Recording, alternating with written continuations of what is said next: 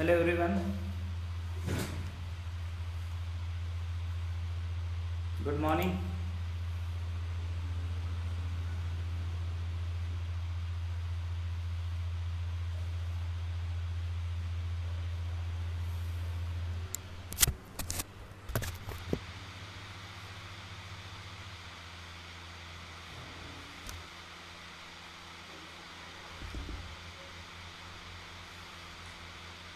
Good morning.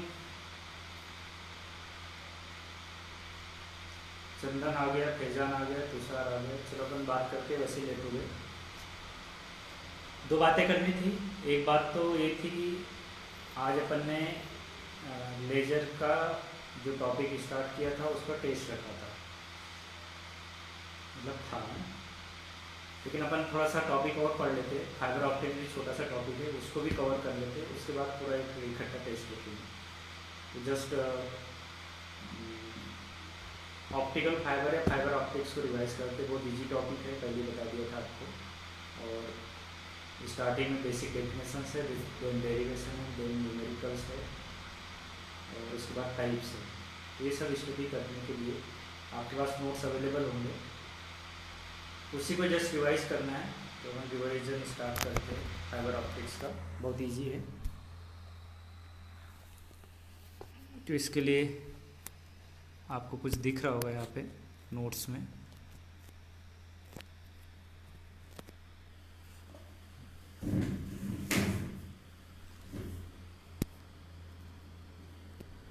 TIR की process को हम फिर से नहीं बताते हैं, क्योंकि ऑलरेडी आपको पता है TIR क्या होता है।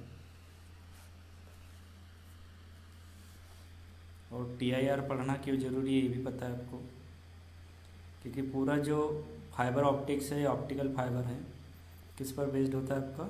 टोटल इंटरनल रिफ्लेक्शन पर।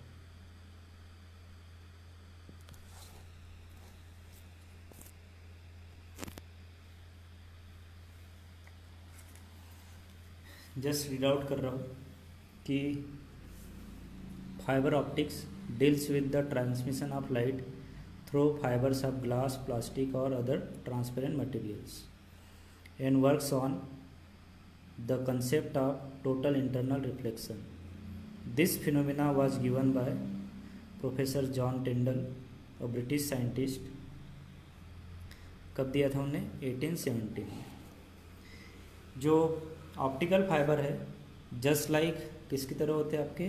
प्लास्टिक पाइप, या जिसकी थिकनेस एज थिन एज और हेयर। और जो फाइबर्स है वो क्या करते हैं?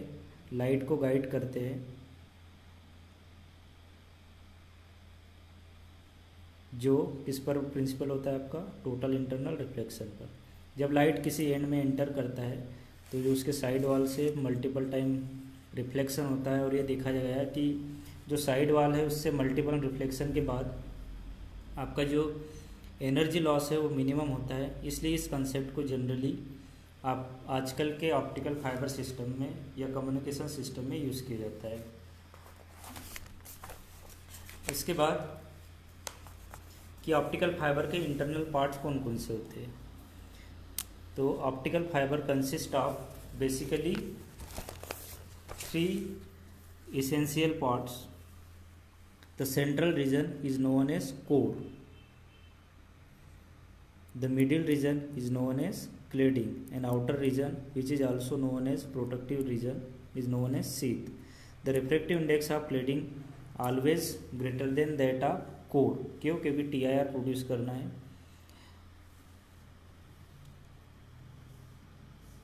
द आउटर प्रोटेक्टिव रीजन्स किससे प्रोटेक्ट करता है? आउटसाइड्स के मॉइस्चर, अदर डिस्टर्बेंस, इससे। इस प्रकार जो आपका ऑप्टिकल फाइबर है उसमें बेसिकली 3 रीजन होते हैं। जो सबसे सेंट्रल रीजन होता है उसे कोर कहते हैं। उसका जो डायमीटर होता है लगभग 50 माइक्रोमीटर होता है। जो मिडिल रीजन होता है उसे क्लेडिंग कहते हैं। उसका डायमीटर लगभग कितना होता है आपका? 125 माइक्रोमीटर। और जो आउटर रीजन जिसका डायमीटर लगभग कितना होता है? 150 माइक्रोमीटर, उसे क्या कहते हैं? प्रोटेक्टिव रीजन या शीथ कहते हैं। इस प्रकार ये इंटरनल स्ट्रक्चर है। इसी के बेसिस पे आगे जो भी डेरिवेशन पढ़ेंगे हम पढ़ेंगे इसके आगे जनरली जो ऑप्टिकल फाइबर होते हैं या तो प्लास्टिक के होते हैं या फिर ग्लास के होते हैं, और उसी के बेसिस पे ऑप्टिकल फाइबर को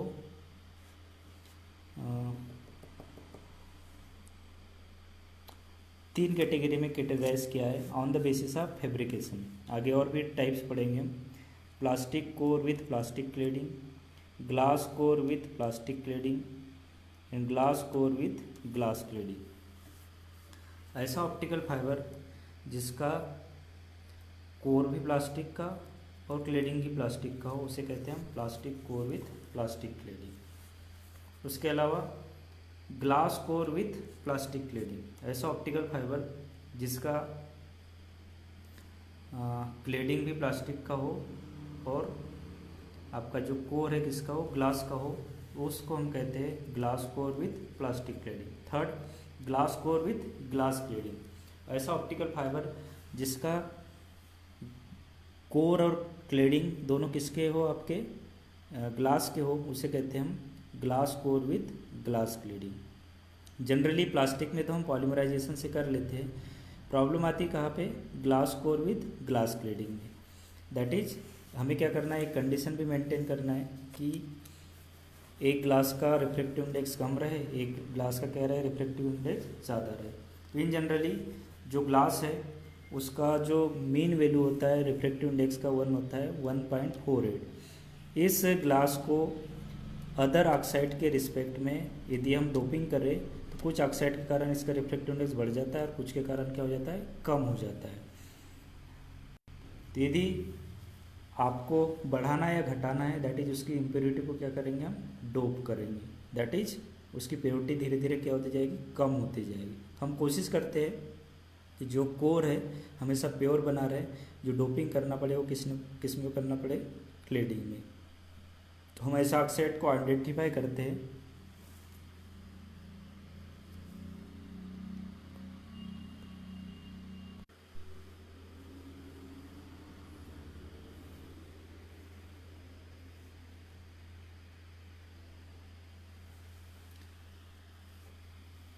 तो ये देखा गया ऑब्जर्वेशन में कि यदि बेसिक सिलिका मटेरियल को किससे डोप करते हैं हम, जर्मेनियम ऑक्साइड से या फास्फोरस ऑक्साइड से, तो रिफ्रेक्टिव इंडेक्स क्या हो जाता है, आपका बढ़ जाता है।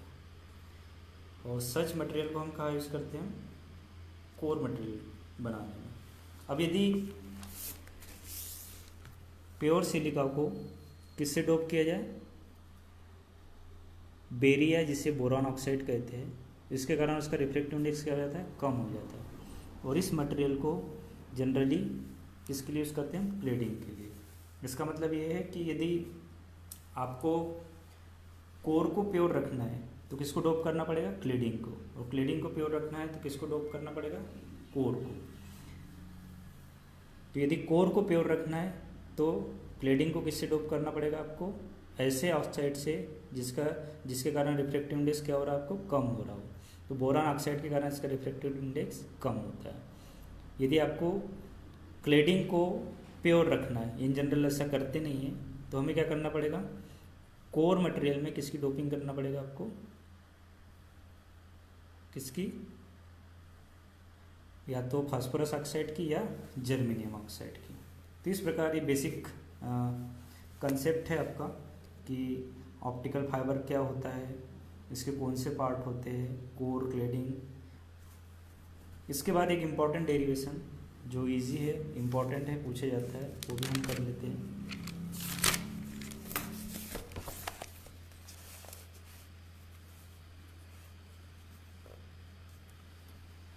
लिखा है लाइट प्रोपोगेशन, इसके लिए पहले आप थोड़ा सुन लो। क्या सुनोगे, किसी को कोई डिस्कस करना हो कुछ टॉपिक के बारे में या कुछ अभी जो इंट्रोडक्शन पढ़ा है इसके रिगार्डिंग, अपने कमेंट बॉक्स में कुछ लिख भी सकते हो आप लोग। ऐसा नहीं कि रोल नंबर डाल दिया और अपन साइलेंट हो गए एक्सेट्रा, ठीक है। तो ऑप्टिकल फाइबर क्या होता है या फाइबर ऑप्टिक्स क्या होती है, तो इसका सीधा सीधा बताया कि फिजिक्स की ऑप्टिक्स की वह ब्रांच जिसमें लाइट के ट्रांसमिशन की स्टडी करते हैं किस फिनोमेना के थ्रू, टोटल इंटरनल रिफ्लेक्शन के थ्रू। इसका सबसे पहले जो कंसेप्ट दिया था वो किसने दिया था, ब्रिटिश प्रोफेसर थे जॉन टिंडल ने 1870 में। उनने जस्ट एक्सप्लेन किया कि ये जो फाइबर है जस्ट लाइक पाइप की तरह होते हैं जिसकी थिकनेस बहुत कम होती है, just like our human hairs. ठीक है, जब किसी सुटेबल सोर्स से इन पाइप में लाइट को लॉन्च किया जाता है, एंटर किया जाता है, तो उसके साइड वॉल से क्या होता है, टोटल इंटरनल रिफ्लेक्शन होता है। और टोटल इंटरनल रिफ्लेक्शन के थ्रू आपका जो लाइट है एक एंड से दूसरे एंड में रीच होता है या रिसीव होता है। ये देखा गया कि जब साइड वॉल से आपका लाइट ट्रांसमिट होता है तो एनर्जी लॉस मिनिमम होता है। इसलिए जनरली आजकल जो कम्युनिकेशन सिस्टम है उसमें किसका यूज़ किया जाता है, आपका फाइबर ऑप्टिक्स का यूज़ किया जाता है या ऑप्टिकल फाइबर का यूज़ किया जाता है। उसके बाद कि जो आपके ऑप्टिकल फाइबर्स है उसका इंटरनल स्ट्रक्चर क्या होता है, कौन कौन से पार्ट होते हैं। तो बेसिकली 3 पार्ट होते हैं। जो सेंट्रल इंटरनल जो रीजन होता है उसे कहते हैं हम इनर रीजन या सेंट्रल रीजन, कोर, जिसका डायमीटर लगभग कितना होता है 50 माइक्रोमीटर।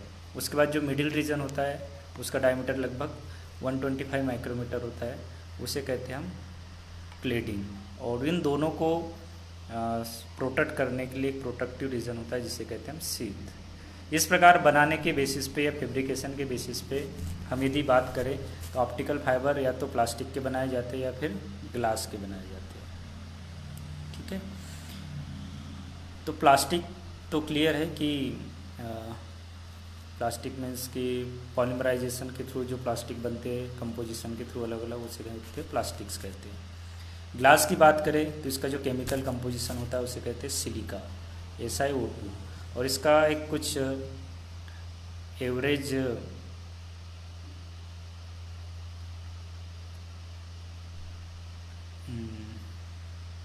रिफ्रैक्टिव इंडेक्स होता है 1.48। ठीक है, अब आपको पता है कि कोर का जो रिफ्रैक्टिव इंडेक्स है हमेशा ज़्यादा रहना चाहिए किससे, क्लेडिंग से। ठीक है, दैट इज कि ऐसा कुछ करना पड़ेगा जिससे कि या तो कोर का रिफ्रैक्टिव इंडेक्स और बढ़ जाए या क्लेडिंग का रिफ्रैक्टिव इंडेक्स क्या हो जाए, कम हो जाए। तो हम ये देखते हैं कि यदि प्योरिटी इसकी कम की जाए या अदर ऑक्साइड के साथ डोपिंग की जाए तो कुछ केसेस में इसका रिफ्रैक्टिव इंडेक्स बढ़ता है, कुछ केसेस में इसका रिफ्रैक्टिव इंडेक्स कम होता है। ऑब्जर्वेशन में ये देखा गया कि जर्मेनियम ऑक्साइड और फास्फोरस ऑक्साइड को यदि आप डोप करते हो तो रिफ्रैक्टिव इंडेक्स क्या होता है, बढ़ता है। और यदि बोरॉन ऑक्साइड को डोप करते हो तो इसका रिफ्रैक्टिव इंडेक्स क्या होता है, कम होता है। तो इस प्रकार यदि आपको कोर को प्योर रखना है तो किस मटेरियल के लिए डोप करना पड़ेगा, क्लेडिंग के लिए। दैट इज किसके थ्रू डोप करना पड़ेगा, बोरॉन ऑक्साइड के थ्रू। और यदि क्लेडिंग को प्योर रखना है, कोर को आपको क्या करना है, डोप करना है, जो जनरली हम करते नहीं, हम कोशिश करते हैं कि आपका जो कोर मटेरियल है वो क्या रहे, आपका प्योर रहे। तो हमें क्या करना पड़ेगा, कोर मटेरियल में किसकी, फास्फोरस ऑक्साइड या जर्मेनियम ऑक्साइड की डोपिंग करना है। तो इस प्रकार ये बेसिक कंसेप्ट हो गया, इसके क्यूज़ भी बनेंगे, इंट्रोडक्शन के बेसिस पे 1-2 क्वेश्चन बनेंगे, है ना। तो इसके लिए आप मेंटली प्रिपेयर रहे। उसके बाद आता है इसका एक डेरिवेशन इंपॉर्टेंट है, propagation of light through optical fibre. मतलब कि लाइट से किस पर्टिकुलर कंडीशन में लॉन्च करे जिससे कि आपका मिनिमम लॉस एनर्जी के थ्रू आपका लाइट एक एंड से दूसरे एंड पे आपको रिसीव हो। तो एक कहलाता है जहाँ से लाइट को लॉन्च करते हो लॉन्चिंग एंड, और दूसरा जहाँ लाइट को आप रिसीव करते हो क्या कहलाता है, आपका रिसीविंग एंड। तो इस प्रकार हमें किस पर्टिकुलर कंडीशन में लाइट को एंटर कराना है उसे प्रोपोगेशन कंडीशंस भी कहते हैं। उसके अलावा एक कंसेप्ट आएगा एक्सेप्टेंस एंगल या एक्सेप्टेंस कोन का, ये भी आपको इसी डेफिनेशन में क्लियर होगा।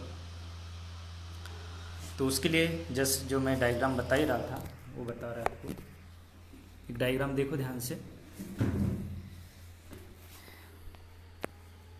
हमने जस्ट मान लिया ये कोर मटेरियल, ये क्या है आपका क्लेडिंग, ठीक है, ये आपका लॉन्चिंग एंड है, ठीक। इसके बाद आपका क्या होगा, रिसीविंग एंड। लॉन्चिंग एंड से मान लिया कि ये लाइट रे एंटर कर रही है किस एंगल पे, थीटा आई पे।